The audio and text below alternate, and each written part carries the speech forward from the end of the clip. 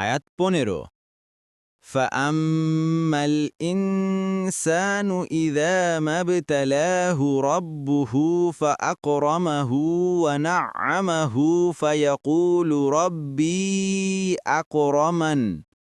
অনুবাদ: মানুষ তো এরূপ যে তার রব যখন তাকে পরীক্ষা করেন সম্মান ও অনুগ্রহ দান করে, তখন সে বলে, আমার রব আমাকে সম্মানিত করেছেন। তাফসীর: ১ নং ফুটনোটের বিবরণ।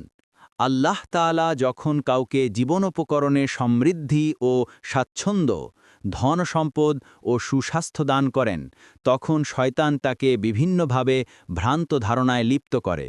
সে মনে করতে থাকে যে এটা আমার ব্যক্তিগত প্রতিভা, গুণগরিমা ও কর্মপ্রচেষ্টারই অবশ্যম্ভাবী ফলশ্রুতি, যা আমার লাভ করাই সঙ্গত।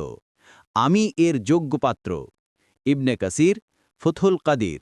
সে আরও মনে করে যে আমি আল্লাহর কাছেও প্রিয়পাত্র।